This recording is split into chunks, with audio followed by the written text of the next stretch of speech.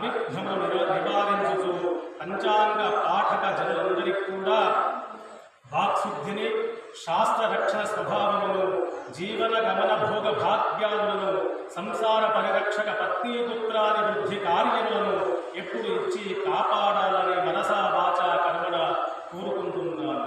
అలాగే నేను అయ్యప్ప స్వామి దర్శనం చేసుకోవడం మధ్య మధ్యలో ఆంజనేయ స్వామి దర్శనము, దుర్గాదేవి ఆలయ దర్శనాలు, సుందరకాండ పారాయణ మధ్య మధ్యలో మీకు వీలు ఉంటే తెలుగులో ఉంటున్నాయి.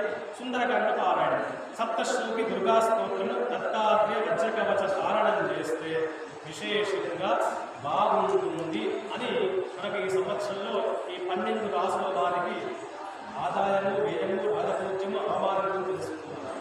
ఇందులో మరి నా రాశిది కాదు కాకుండా ఏ రాశి వారు రాని వాళ్ళు ఉన్నారో వారికి కూడా చెప్పి చెప్పినందుకు మీకు కూడా పుణ్యం జరుగుతుంది. ఏదైనా మనం 10 మందికి మేలు జరిగితే ఆ భగవంతుడు మనకు మేలు చేస్తూ ఉంటాడు. భయభ్రాంతులకు అయ్యే అవకాశాలు లేదు. ఈ విశ్వావసునామ సంవత్సరంలో చక్రేశ్వరుడు మనందరికీ కూడా ఆయుష్యాన్ని, ఆరోగ్యాన్ని ఇవ్వాలి ప్రసారం పొందుతూ ఒక్కసారి చక్రేశ్వర స్వామికి ప్రార్థన మొదలైంది. కాబట్టి కొంచెం జాగ్రత్తగా ఉంటే బాగుంటుందని మన జ్యోతిశాస్త్ర ప్రకారంగా చెబుతుంది. అయితే దీనికి పరిహారం ఏం చేసుకోవాలంటే శనిగ్రహానికి, గురుగ్రహానికి, రాహుగ్రహానికి మధ్యలో జపదానాలు, హనుమాన్ చాలీసా, సూర్యాష్టకము, రాజరాజేశ్వరి అష్టకము, లలితాష్టకం పారాయణం చేస్తుంటే, కనీసం పారాయణం కింద వింటుంటే ఈ దోషాలు తగ్గి బాగుంటుందని దీని యొక్క సారాంశం. ఇక మీనరాశి వారికి ఆదాయం 5, వ్యయం 5, రాజపూజ్యం 3, అవమానం 1. ఈ రాశి వారికి ప్రతి చిన్న విషయములకు ఎక్కువ శ్రమపడి రాశి వస్తుంది. మీనరాశి వారికి చిన్న చిన్న పనులు కూడా ఎక్కువ శ్రమ చేసుకునేటువంటి అవకాశం ఉంది. ఆదాయం మించిన ఖర్చులు పెరుగుతాయి. మనకు ఆదాయం ఎంతుందో దానికన్నా ఎక్కువగా ఖర్చులు పెరిగే అవకాశం కనిపిస్తుంది. రుణములు చేయుట జరుగును. పిత్రార్జిత ఆస్తుల అమ్ముట, స్థిరాస్తి తగాదాలు, వృత్తి వ్యాపారస్తులకు కలిసి రాకపోవుట, అనుకున్న పనులన్నీ ఆటంకాలు వచ్చుట, ధన ఒత్తిడి పెరుగుట, భార్యాభర్తల మధ్య, బంధుమిత్రుల మధ్య అభిప్రాయ భేదములు వచ్చే అవకాశం, ఊహించని సంఘటనలు జరిగే అవకాశం, చిక్కులు, సమస్యలు, భయభ్రాంతులకు లోగడు ఉన్నా కదా, లేదా మధ్యవర్తిగా నేను డబ్బులు నీకు ఇప్పిస్తాను సంతకం పెడతా కదా అనేటువంటి వారికి ఈ సంవత్సరం కొంచెం ఇబ్బందికరంగా ఉంటుంది. కాబట్టి మధ్యవర్తిగా పోవద్దు అని మీనరాశి వాడు ఏ చిన్న ఇబ్బంది వచ్చినా దానికి వెంటనే పరిహారం చేసుకోమంటున్నాడు. ప్రమాదాల విషయంలో కూడా అంటే మనం వాహన ప్రమాదం చేసేటప్పుడు కానీ, రోడ్ల పైన వెళ్ళేటప్పుడు కానీ, నడుచుకుంటూ వెళ్ళేటప్పుడు కానీ జాగ్రత్తగా వెళ్ళండి అని మన జ్యోతిశాస్త్రం చెప్తుంది.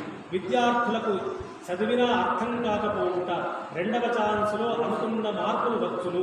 ఉద్యోగస్తులకు పై అధికారుల వలన ఒత్తిడి పెరిగి మాటలు పడుట, ట్రాన్స్ఫర్లు జరగ, వీరి శ్లోకాలు చదవడం వల్ల మనకు మంచి జరుగుతుందని తెలుస్తుంది. కుంభం. ఇక కుంభరాశి వారికి ఆదాయం 8, ఖర్చు 14, రాజపూజ్యం 7, అవమానం 5. ఈ రాశి వారికి మే 15 నుండి అన్ని విధములుగా బాగుండును. అంటే ఇంకా మనకు నెల 15 రోజుల వరకు ఇబ్బందులు కనిపిస్తున్నాయి కుంభరాశి. కానీ మే 15 తర్వాత చేసే పనులలో అభివృద్ధి కనిపిస్తుంది. నూతన వ్యక్తులతో స్నేహలాభాలు కనిపిస్తున్నాయి. కుటుంబ సభ్యులతో కలిసి వెలిసి ప్రయాణాలు చేసే అవకాశం ఉంది. తీర్థయాత్రలు, దైవ కార్యములలో పాల్గొంటారు. కోర్టు వ్యవహారములు పరిష్కారములు కలుగుతాయి. గతంలో ఏదైనా కోర్టు సమస్యలు ఉంటే ఈ సంవత్సరం వారికి మే 15 తర్వాత పరిష్కారం లభిస్తుంది. గృహమందు వివాహాలు, శుభకార్యాలు జరుగును. ఒకవేళ ఇంట్లో పెళ్లి చేద్దామంటే కూడా ఈ సంవత్సరం పెళ్లి కార్యక్రమాలు జరిగే అవకాశం కనిపిస్తుంది. ధనాదాయం పెరుగును. అన్నదమ్ములు అనుకున్న పనులు జయము చేకూరును. కానీ ఆరోగ్య విషయంలో మాత్రం చాలా జాగ్రత్త ఉంటే మంచిది. విద్యార్థులకు పరీక్షల్లో పాస్ అవుతారు. నిలకడలేకపోవటం వలన ఊహించని మార్పులు రావు. పాస్ అవుతారు కానీ అనుకున్నంత మార్పులు రావు అని తెలుస్తుంది. ఉద్యోగస్తులకు ఆలస్యంగా ప్రమోషన్లు వచ్చును. ట్రాన్స్ఫర్లు జరుగును. నిరుద్యోగులకు ఉద్యోగం వచ్చును. కుంభరాశి వారికి కూడా ఉద్యోగం వచ్చే అవకాశాలు కనిపిస్తున్నాయి. వ్యవసాయదారులకు 2 పంటలు బాగా పండి అవమానం 5. ఈ రాశి వారికి శత్రుబాధలు రుణబాధలు ఎక్కువగా ఉండును. అనుకున్న కార్యములు ఆటంకములు కలుగును. నెమ్మదిగా నమ్మిన వారు మోసం చేసే అవకాశం ఉంటుంది. అంటే నమ్మిన వారు మోసం చేసే అవకాశం ఈ మకర రాశి వారికి సమస్య కల్పిస్తుంది. అకారణ కలహం కలుగును. వృత్తి వ్యాపారములలో కలిసి రాకపోవుట, అనవసర ధన వ్యయము, భార్యాభర్తల మధ్య ప్రేమాభిమానములు తగ్గుట, వ్యవహార చిక్కులు, కుటుంబ తగాదాలు, వాహన ప్రమాదాలు సంభవించును. విద్యార్థులకు అతి కష్టం మీద పాస్ అగుదురు. రెండవ ఛాన్స్ అనుకూలించును. చంచలత్వము ఎక్కువగా ఉండును. ఉద్యోగస్తులకు ప్రమోషన్లు రావు. అధికారుల వల్ల బాధలు కలుగును. ఒకచోట స్థిరముగా పనిచేయుట జరగదు. వ్యాపారస్తులకు పోటీలు ఎక్కువను. రేటు తగ్గించవలసి వచ్చును. లాభాల ప్రదేశంలో ట్రాన్స్ఫర్లు, ప్రైవేట్ సంస్థల్లో పనిచేయు వారికి స్థిరత్వము ఏర్పడును. టెంపరరీ జాబ్ చేసే వాళ్ళకు కూడా ఈ సంవత్సరం స్థిరత్వం ఏర్పడుతున్నట్టు సింహరాశి వారికి. వ్యవసాయదారులకు రెండు పంటలు బాగా పండి విశేష లబ్ధి చేకూరును. అప్పులు తీర్చి వేయుచుండును. అంటే గతంలో అప్పులు చేస్తే అలా ఈ సంవత్సరం మొత్తం తీర్చేస్తారట వ్యవసాయదారులు. వ్యాపారస్తులకు లాభదాయకంగా ఉండును. ప్రోత్సాహకరంగా ఉండును. నూతన ఏజెన్సీలు కలిసి వచ్చును. ఒకవేళ సింహరాశి వాళ్ళు ఏమైనా ఏజెన్సీలు కొత్తగా తీసుకోవాలనుకుంటే ఈ సంవత్సరం అనుకూలంగా ఉంటుంది. అయితే ఈ పరిహారం ఏం చేయాలంటే, అన్ని బాగున్నాయి కదా, పరిహారం ఏంటి అంటే నరఘోష. ఇది కూడా నరఘోష అనేటువంటిది విశేషంగా కదులుతుంది. కాబట్టి దాని నివారణ ఏంటి అంటే లక్ష్మీ నరసింహస్వామి వారి దేవాలయ దర్శనము, పంచముఖి ఆంజనేయ స్వామి వారి యొక్క దేవాలయ దర్శనం చేసుకోవడము, అలాగే దుర్గాదేవిని కూడా ఆరాధిస్తే ఈ నరఘోష నుంచి బయటపడతారు. నెరవేరును. అనుకున్న పని జయం కలుగును. వ్యాపార వ్యవహారము ఎందు రాధించుట, గృహ నిర్మాణాది కార్యములు నెరవేరుట, ధనలాభం కలుగును. కుటుంబ సౌఖ్యం, బంధుమిత్రుల సహాయ సహకారాలు లభించుట, చాకచక్యంతో సమస్యలు పరిష్కరించుట జరుగును. మధ్యలో శత్రు రోగ రుణ బాధలు ఏర్పడినా ఎక్కువ కాలం ఉండవు. పరిస్థితులు అనుకూలించును. విద్యార్థులు ఖర్చు 14, రాజపూజ్యం 5, అవమానం 2. ఈ రాశి వారికి ముందుకు వెళితే గొయ్యి, వెనక్కి వస్తే గొయ్యి. మనం సింహరాశికి పట్టిందల్లా బంగారం అనుకున్నాం, కానీ వృశ్చిక రాశి వారికి మాత్రం ముందుకు వెళ్తే గొయ్యి, వెనక వస్తే గొయ్యి అన్న మాదిరిగా ఉంటుంది. అనుకున్న పనులు ఆలస్యంగా నెరవేర్తే వ్యాపార వ్యవహారముల ఎందు ఆర్థిక ఇబ్బందులు పడుట, అప్పులు చేయుట జరుగును. నమ్మిన వారు మోసాలు చేయుట, నమ్మిన వారు మోసాలు చేస్తారట. వారి ద్వారా అనేక శక్తులు కలుగుతాయట. గృహములు అమ్ముట, స్థానాచరణ కలిగే అవకాశం, బంధుమిత్రులతో విరోధములు, వాహన ప్రమాదములు జరిగే అవకాశం, ఆరోగ్యం బాగుండకపోవుట, మనశ్శాంతి లేకపోవుట జరుగును. విద్యార్థులకు ఎదగలేకపోవుట, చదివినా అర్థం కాకపోవుట, బద్ధకము ఏర్పడుట, కష్టపడి చదివినా ఇబ్బందులు రావుట కలుగును. ఉద్యోగస్తులకు అధికారుల వలన మాటలు పడుట, ప్రమోషన్లకు ఆటంకములు ఏర్పడుట, ఇష్టము లేని చోట పంపించుట, అని ఒత్తిడిచే మనశ్శాంతి ఉండదు.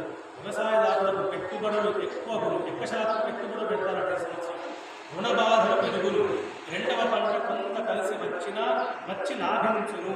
వ్యాపారస్తులకు నూతన వ్యాపారములు కలిసి రావు. అక్టోబర్ నవంబర్ నెలలో కొంత బాగుంటుంది. అంటే వృశ్చిక రాశి వారు ఈ సంవత్సరం కొత్త పనులు ఏమి చేయొద్దు అనేటువంటిది మనకు దీని సారాంశం. దీని పరిహారం ఏం చేయాలి అంటే గురు రాహుల స్తోత్రము, లలితా సహస్రనామ స్తోత్రము పాలన చేస్తే ఈ ఇబ్బందుల నుంచి బయటపడతారు. ఇక ధనస్సు రాశి వారికి ఆదాయం 5, ఖర్చు 5, రాజపూజ్యం 1, అవమానం 5. ఈ రాశి వారికి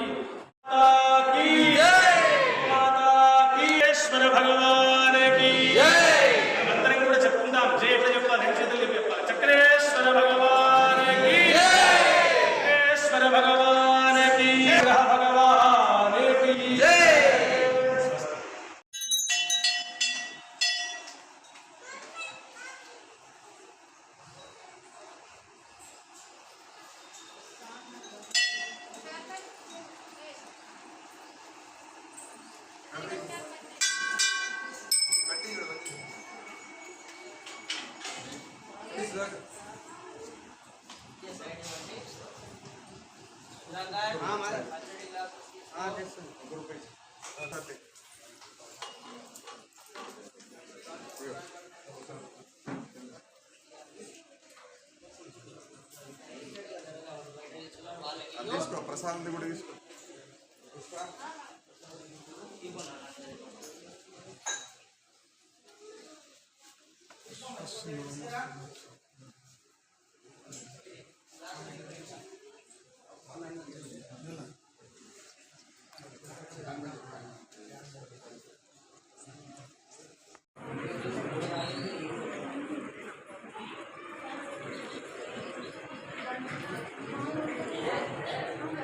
ఓం నమ శివాయ.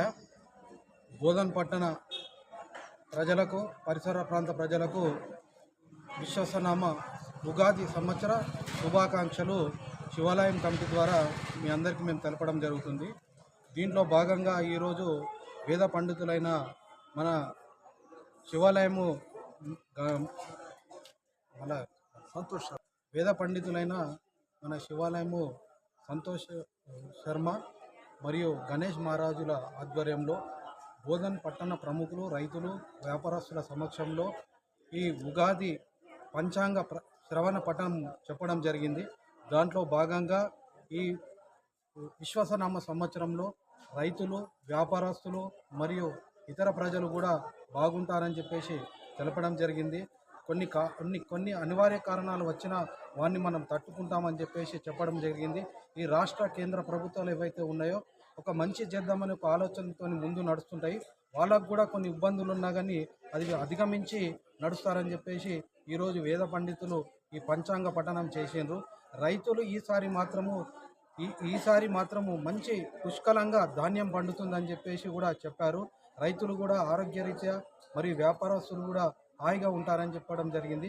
దీనికి మేమందరము ఈ విశ్వసనామ సందర్భంగా మీ అందరికీ శుభాకాంక్షలు తెలియజేస్తున్నాము. ఓం నమ శివాయ.